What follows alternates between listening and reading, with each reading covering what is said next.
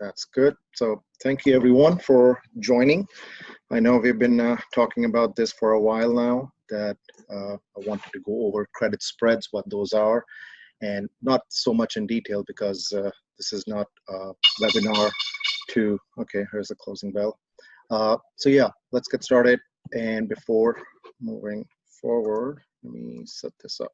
Okay, so here's a little disclaimer. This is not an investment advice, and investing or trading in stocks does carry risk in which you can lose your principal. So it's all the good stuff. Be aware of that. I'm not a financial advisor, or nobody from iTradePrice is associated with any such thing. So just keep that in mind. This is more for information purposes only. All right. So what are we going to talk about today? We will be briefly discussing what the credit spreads are, what sort of risk is involved, and what kind of profit and loss calculations you can look at to decide whether it's a good trade or not. And then the meat of our presentation here today would be about the price action. What kind of price action, what sort of price levels to consider, where you should enter or when should you enter these credit spreads. Should you consider other technical indicators when you are looking to open such a trade? So we'll talk about that, and I'll go through some of these recent examples that we did in our platform. So we'll talk about that, and the strike and expiration, how I choose the strike and expiration given the technical picture of the stock so that it remains in my favor. Okay, so we'll go through that. Credit spread, very briefly, it's an option strategy involving a purchase of an option and a sale of a second option. A lot of people also refer to these as vertical credit spreads. And the option strategy, this requires that you have to have the same strike price. There are other option strategies where you can have different strike price, but then that requires some other information to look at before you can go that route. For this one, we're just doing vertical credit spreads where you sell an option and you buy an option in the same for the same strike price and expiration, and you hope to benefit from the difference in the price of the two options, and we'll look that through in detail as well here in a minute. Okay, and as you enter credit spread, this is the opposite of actually buying an option. So it's where you have to actually purchase an option. This one requires where you actually get paid to open this spread. So the idea is that you want these sort of, okay, what the hell is that? You want the option to expire worthless for you to keep the money that you received at the time of opening this credit spread. Okay, and in a bull put, there are two types of spreads, vertical credit spreads, a bull put and a bear call. The bull put spread is a spread where you want the prices to remain elevated, okay, and bear call, you want the prices to be under pressure. And just to kind of simplify it, there are only three ways the price can go, right? Up, down, or sideways. So when you open a credit spread, depending on which one it is, and we'll go through that in a minute, you want the price to remain within a certain range, and so that you are allowed, so that the position can still go against you, but the time is on your side because the clock is ticking, because the decay of the premium will take care of you, okay? So let's move forward. What kind of price action to consider? I'll look at price support and resistance levels. So where the stock moves, where is the support? Where is the resistance for those kind of price action? What are the candlestick patterns that you need to consider when you are opening a credit spread? You know, if it's a bullish engulfing, or if it's bearish, if it's dark cloud cover, all those things so this is all price action read that basically you have to consider when you are looking at opening such a trade. And trend lines can also help you, give you, so that you are directionally right, and trend lines and moving averages can also help you pick those things up. One thing that I always make sure is that there are no big announcements coming up for the time that I'm intending to hold the credit spread. So for example, there is no earnings announcement in the next week or for the 2 weeks that I intend to hold the credit spread, because those kind of events can move the prices a lot, and then that can kind of screw things up a little bit in your trade. So you want to make sure that there is no such things as that. So here's the recent example, right? BA. I opened the trade on Monday. So before we get into the details, I always want you to create a story when you're looking at a chart, and always start off with a higher time frame. Okay, so here's the BA chart, a weekly chart. This is the end of last week. Okay, this picture was taken from the end of last week, and this is my analysis. Bullish piercing pattern in weekly. Why is this a bullish pattern? Because we opened at the low. Let me get a pointer. I think that will be helpful. Laser pointer. All right, there you go. So we opened at the low end of the week prior to it, right? We moved down a little bit, but then we moved back up. So this was a good bullish pattern. Why? Because this happened at the 20 SMA in the weekly time frame, right? And then the following week, we saw a little bit of follow through to the upside, and we broke the downtrend line that has been going on for multiple weeks in BA. The move up was on increased volume, so that is always a good sign. That gives you an added assurance, added confidence in your trade that there is volume behind this move. Okay, so that was the weekly picture, right? And this all happened at the previous resistance level right here. This was resistance, which ended up becoming a little bit of support, and we got a nice move to the upside. Okay, so that's the overall weekly picture. All right, what next? Let's go to the daily chart. So this was the Sunday. This is a daily chart, and this last bar is showing you the Sunday of the previous week. Okay, so my analysis was that since I'm trying to open a bull put spread, the way I want you to think about this is that the stock can go in three directions: up, can remain sideways, or it can come down. Okay, so I'm trying to open a bull put spread, which means I want the prices to remain elevated. I want the price to go up or remain sideways, or even if it comes down a little bit, I don't want it to come down a whole lot. Okay, I want it to remain above the put that I have sold, so that I can keep that premium. Okay, so we'll again get in details about why I opened 160 and all that stuff, but I just want you to look at all this support levels that are over here in the daily time frame, right? We had multiple touch points here. This is Thursday and Friday. Sorry, I'm saying Sunday. This should be Friday, but I'm just telling you that this analysis was done on Sunday. So this is Thursday and this is Friday, right? And then the support level below that is right here. This is a bullish trend bar. This is a breakout bar from the trend line. So with some nice volume to back this up. So this was a good level. That was a good support level. Anything below that, right here. Even below that, right here. And then all the way, we had multiple support levels all the way down. So if the stock was to come down, there's a good chance that it will either pause here on the move down or just bounce back up from this support line or this trend line. So I have to kind of consider what can go wrong with my trade. I have to analyze that first before I can look at what would go right about the trade. Okay, so here's all the stuff that worked for me. It was 20 SMA. The stock was above 20 SMA. That's good. It held the 173 support level. That's good. It was above the downtrend line. That's nice. And the pullback that happened from this point all the way down was not on too heavy volume. Just the pullback was on a low volume, so that meant it was just a normal pullback, normal profit taking, and nothing too concerning. Okay, so come Monday, we had a nice bearish trend bar all the way down, and it stopped right here at the support level. So you want to open a bull put spread when the premiums are high for the put, right? Because you want to get paid more.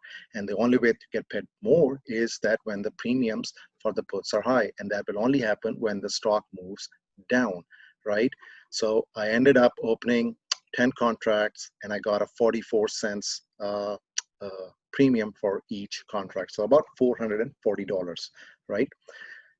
Now, 160, why I chose 160, we'll get that in a minute as well. But 160 was the option that I sold, and 150, which is not shown here, was the strike price for which I bought the option. Okay, so it gave me a spread of 44 cents, right? Opened it on Monday of this week. All right, what happens next? Let's go to Tuesday. Actually, before I get there, this is a good, I wanted to show you all of you. A lot of people want to know what is my risk going into this thing? How do I know what will be my max profit and all that stuff? So here's a very cool website, optionsprofitcalculator.com. And let me see if I have that open here. Okay, right here. So here's the website. It's really cool. You just come here and you tell them, you know, whatever the symbol is, let's say Tesla, get price, it gets the current price. Right now it's the closing price, right? Since we are closed for the day. And then what sort of strategy are you doing? So you're going to be writing, and you can, write means you're shorting, right? You're selling that option. So you can select that option.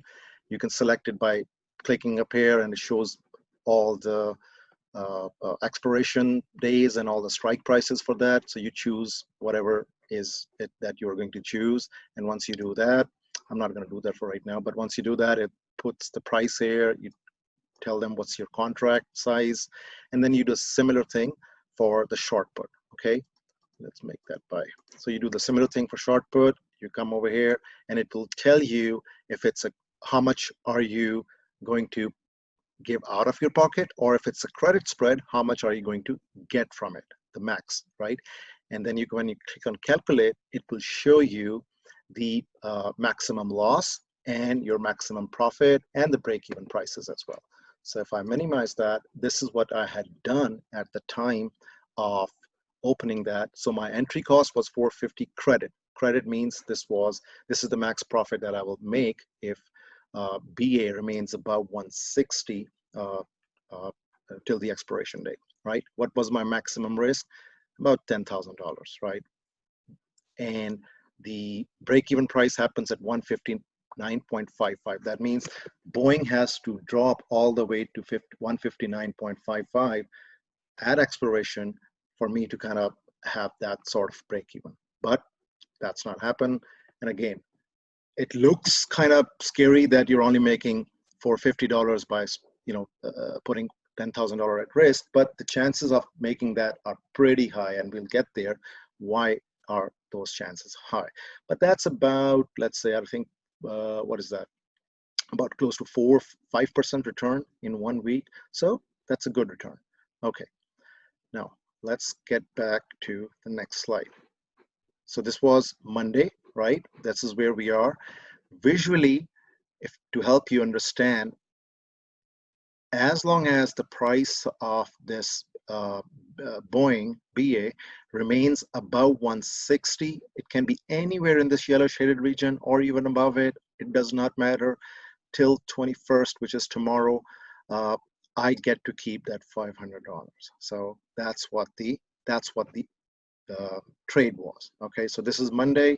I got 44 cents per contract. Let's see what happens next. Tuesday. This is a good example because not every time you get in, it will move in your intended direction. This is a good example because the price actually moved against my intended direction for that trade, right? So we actually broke that 173 support and moved down on Tuesday, but held this support level. However, my position showed me $160 profit from the 440 maximum that I can get. Okay, so it moved against me, but I'm still showing profit. Why? Because the time is on my side. There's a time decay associated with these options, right? So the time decay is very high. The premium decay is very high in the last few days last week of the option contract, right? So that even if it keeps moving against you, so even if it keeps moving down, the premium decay is so much that I'm still okay, right? So this was Tuesday. The end of the day profit was 160. Now let's move what happens on Wednesday. Price moved up a little bit, chopped around, and then closed back down, but still held that 170 support level, that 169 support level right there. What happened to the P&L? I'm actually up from the previous day, so I'm at $340, right?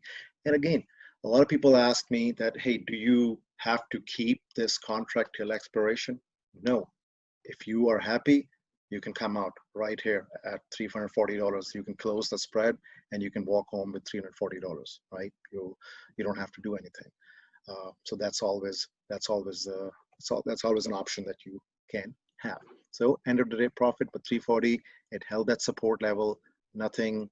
The stock is still moving against me, right? So that's a good example. Even if it was moving up, this would probably the profit would be definitely more, but it moved down, stayed a little bit on the sideways, and still the premium decayed and gave me a nice profit. Now what happened today?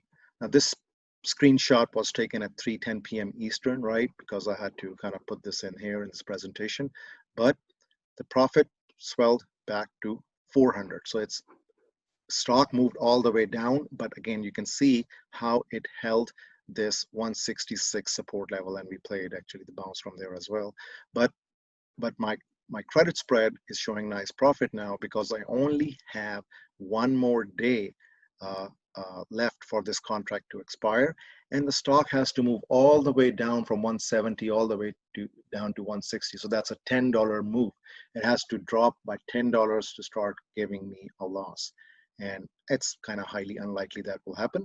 So I can either close it right here and walk home with 90% of the profit that I could have, from the $440 max profit, I'm already up 400. So that's 90% of my profit that I'm already capturing.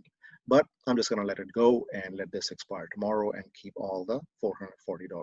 So that's the power of these credit spreads. But the real question is, how do you come up with these? What's the right strike price? What's the right expiration day you choose, and all that stuff? That is where these price levels and the read of the chart comes in handy, where you have to kind of look through where are your support and resistance levels. You can see this was a good resistance on the way up. Why? We had multiple touch points here where the stock tried to move up from, right, but couldn't do it. But when we moved up, this became support, and the stock held this support for one day, and then after that, it just never looked back. It went all the way up, broke that downtrend line as well.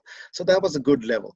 So what I try to do is try to look for, if I'm playing a bull put, I try to look for a support, which is a good heavy support level, and then go a couple of strike prices below that support, so that even if the stock price moves against my intended direction, I still have some room. So I still have some room to be wrong in this situation, right? If it was moving up, I would be fine. If it was moving sideways, I'd be fine. But if it was moving down, I would like to have some room to be wrong in the short term. For that 1 week I'm going to be holding that option, I want to be, it's okay. I want to give myself some room to be wrong, so that even if it moves against me, time decay, premium decay will take care of my trade, right? So that's why I thought this was a good example. So we will let this one expire tomorrow, and we'll keep the $440 for this week. Okay, moving on. Okay, how do I do that? All right. The strike price. What does that depend on? The chart level, which I already talked about. By chart level, I mean the support and resistance levels, right? I want my short put, which is the put that I'm selling, to be below the major support level. In case of a bear call, I want my short call to be above a major resistance level, okay? And I have an example of that as well. We'll show that in a minute. But that's the idea behind it. It's that you are giving yourself enough room to be wrong, okay? And the strike price. The strike price I choose usually has a probability, a theoretical probability of being, of expiring worthless 85% or more. So what that means is, here's an example. So uh, here's the BEA chart, I believe it is, right? Yeah. So the BEA chart, when you pull it out on Thinkorswim, there's a column here which shows you the probability OTM. It means out of the money. What it means is that's a theoretical probability that this option contract will expire out of the money, will expire worthless. So that is a good sign for credit spreads. Now, if you move, if you move, if you keep your strike price close to the current strike price, that probability falls down. That probably, you can see for 170 or 165, that probability is 77%, right? So I try to keep that probability more than 85%.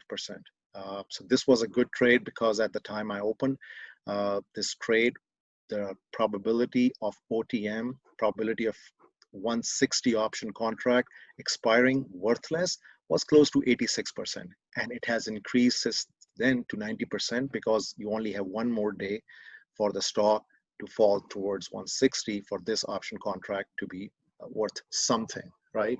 But right now it's close to 90.5, which means that there's a very likely chance that this will expire worthless. So those are a couple of things I always look at in terms of deciding what strike price should I go with. Okay, here's another trade, Tesla, everybody's favorite stock. Okay, you can see technically this is a daily chart. This was a good support. You always start off with a little bit of overview and then kind of dig into it. So here's a support level right here.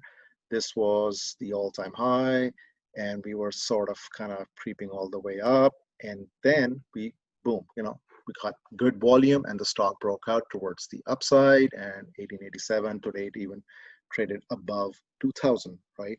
And I tried to open this Tesla on Monday and Tuesday, but since Thinkorswim was giving me problems, it was down, so I didn't really pay attention that much. I was like, okay, forget about it. But on Tuesday, the spread was 1.04 for a bear call for 2300 and 2400, right? So let me go back a little bit and show you what that means is visually, if as long as Tesla's remains below 2300 for this week expiration, that means tomorrow I get to keep the premium. Okay, so that's what it means. So it can be anywhere in this yellow shaded region all the way to 2300, and I will get to keep the premium, right? But since I couldn't open it on Tuesday, I opened it on Wednesday, but I did not get that nice of a spread on this one because few days have passed, so that spread had come down. Had I opened it on Tuesday or Monday, that would have been more than $1, so it would have been nice. But I had 51 cents, so that means I sold 10 and I got $510. This is my max profit for the week. Now what happened today? At 3:10 p.m., that spread had increased because Tesla went above 2000, and volatility came in and kind of inflated all the option prices, and I think it was showing me a loss of $210 at that point in time at 3:10, right? It was showing me a loss of 210. But now I don't know where Tesla closed at right now, but it needs to be above 2300 tomorrow before market close to give me some loss. But that means the Tesla from this 2000 level will have to rally another 15% on top of today's 7% and the chances are it's not going to happen, right? So I'll get to keep this $510 as well. So that's the thought process that goes on when you are creating these credit spreads to generate cash flow and it's really ideal for people who are busy professionals who don't want to glance or or at their positions every 10 minutes, or can't be on the computer all the time. So they just open that spread Monday or Tuesday and let it work out, right? So that's a good strategy. So the expiration date, I always ensure that there are no earnings announcement from the time I open the trade till the time it's going to expire, because I don't want any big movements in the stock. Of course, there will be days that some news comes out that Tesla is splitting and all that stuff, and that can have an impact. But you always try to go past a resistance or a support level, and then some, where your probability for that particular option to expire worthless is more than 85%. So yes, you will make less, but you will be consistent in keeping those profits. So those kind of things always help when you are looking at trying to trade such credit spreads. And over and above, just keep it simple, right? Do not overcomplicate things. I'm a price action reader. Annie is a price action reader. So we rely a lot on these support and resistance levels. That's what we share with our members every day. These support and resistance levels. There are weekly levels, there are daily levels, and sometimes there are hourly levels as well. Of course, I would consider weekly levels to be more carry more weight than the daily levels. So if you are, for example, in a case of bull put, right? If you are below a weekly level, that's a good chance that even if it comes to that weekly support, it will pause for some time. And since the time is on your side, since you are, you want the option to decay, and the last week has a higher decay rate, the chances are it will be okay. And so far, since we started doing this on the platform, I've not had a single negative trade in credit spreads. And the reason is that we kept our probability of expiring worthless close to 85% or higher. Plus, we always go with support and resistance levels that are over or below major support and resistance levels. So that's always it's always a good thing to do. Okay, and you should always know your risk. What that means is, for example, if I go back all the way and show you, let's say Wednesday, right? Let's say if BA had gapped down today, right? If it had come over here, and that's 166, and then it was going down, it would have made me think, okay, it's getting close to my short put here. Should I close early or should I not? So those are kind of things you have to know, the risks involved, because you can't avoid that, right? So if you're trading, you already know what kind of risks are in the market, but you can always minimize by picking and choosing the strike prices and the support levels that are in your favor. And you don't do it blindly, right? If on Monday I had not gotten this bar down, I would not have opened the bull put spread, because I would not have gotten a good price, even if weekly was telling me that it's a bullish bar. There's the stock is trading above the resistance level. That's fine, but you would want some sort of price action that goes in your favor before you open the bull put, right? So now what I'm going to be doing, we got this nice hammer bar today, right? I haven't seen the close, but it's good looking. It's held this 168 level. Now on any little move down, definitely if it's supported, I will look to open another bull put, right? Or if it rallies back up and it goes back above this 177 or something, I can consider a bear call, but I'm more interested in bull put because overall chart looks kind of bullish from this point onwards. It's not getting a heavy downside follow through after making this move down. So I'll be more interested in playing bull put for these kind of names. Okay, let's move forward. Do I have anything? Okay, so yeah, I mean, if you have any questions, we do offer a price action based course. If you have anything else, any comments, please reach out. I hope this was useful in terms of understanding what kind of price action to consider, what kind of things to look for when you are getting into a credit spread. Not everyone feels comfortable trading credit spreads. It does require a higher margin, and a lot of people say that, hey, I'm only making $500 on $10,000, but that's, you have to look at it in terms of percentage, right? And you have to look in terms of probability. That the probability of you making that 500 is damn good. It's like 90%, right? And and if you do it 4 times in a month, that's $2,000 with your $10,000 account. If, again, I'm just giving you sort of an example, with very minimal management, right? You don't have to sit in the computer all day glancing at every tick by tick, what's your stock doing. Once you set the credit spread up, just forget about it. You don't have to look at it every day. Maybe just look at it after market close and see how your position is doing, and then just kind of act accordingly after that. If it's doing good, if it's going sideways, yeah, you can just sit on it. You don't have to do anything. Just let this thing expire. So those are the credit spreads. Sorry, I don't have.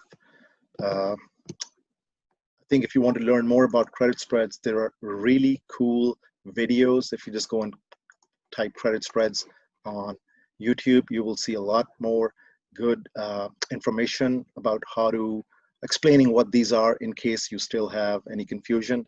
I don't want to go into the detail because there's a lot good stuff on the YouTube, which I've done probably a better job than I would have done. But my webinar was more about telling you what sort of price action to look for, what kind of strike prices to consider when you are looking to trade this, and just kind of overall things to consider when you are trading credit spreads. So I hope you guys like it, and so Tesla closed at 2021. That's good. So that means for my credit, it needs to go up to 2,300 tomorrow to start giving me a loss. Otherwise, if it stays below 2,300, I get to keep that 510, right? And yes, it can gap up a little bit, but it's already rallied 7% or 8% today or something. So that means it needs to go above 15% more to give me a loss. But I don't think that's going to happen with one more day. So this is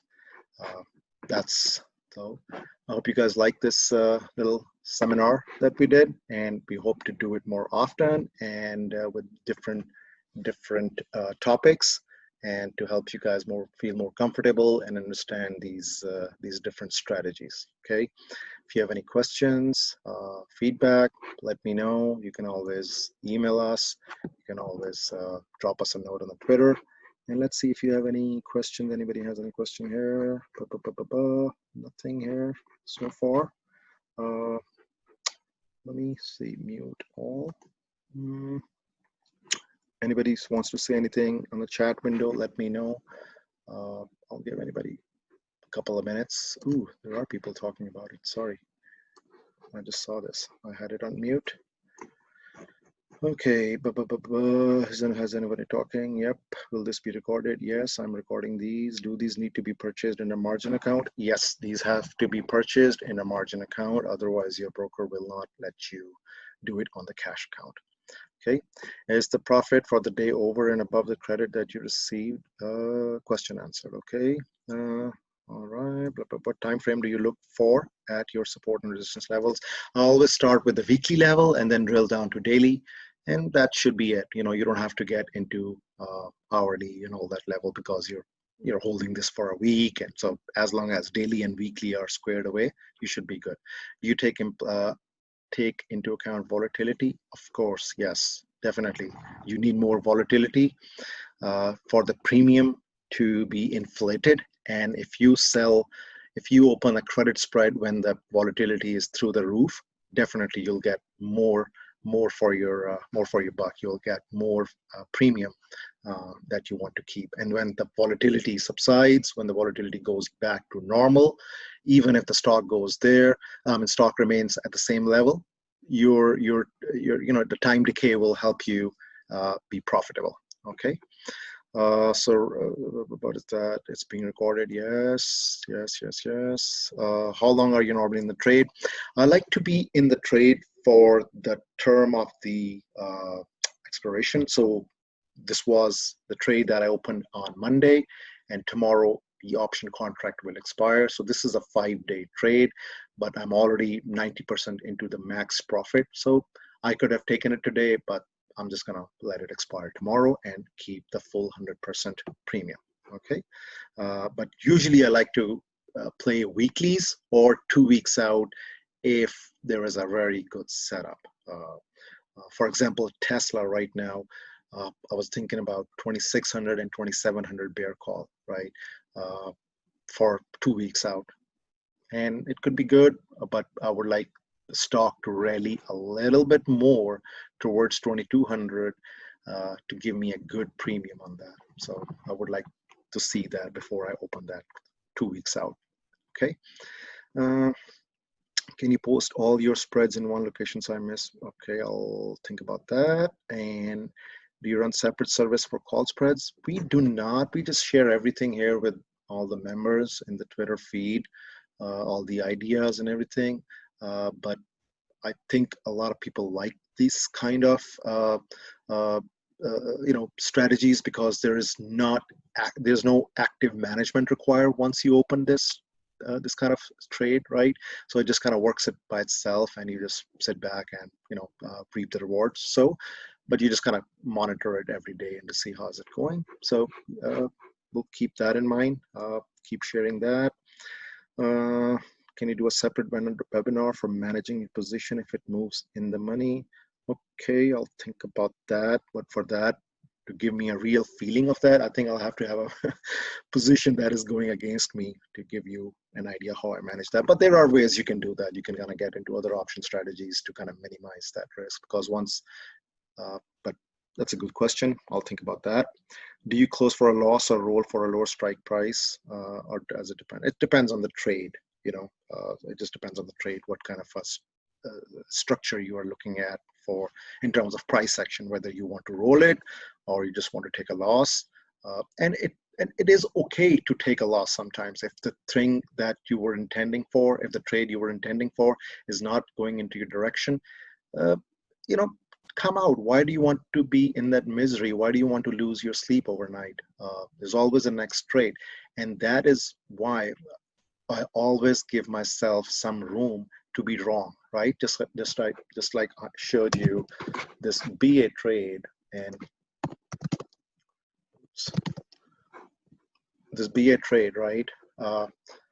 This was Monday, right? So this is when we opened that trade. So 160 is right about here, right? So I am giving myself all this room to be wrong, because if it goes up, I'm right. If it stays sideways, I'm right. Even if it goes down all the way here, I'm still okay, right? As long as it just doesn't drop it, just doesn't fall down and break all the support, which it was not going to do, because again, price action read. There are multiple trend bars here. By trend bar, I mean, it opened low at the low end of the day and it closed at the top end of the day.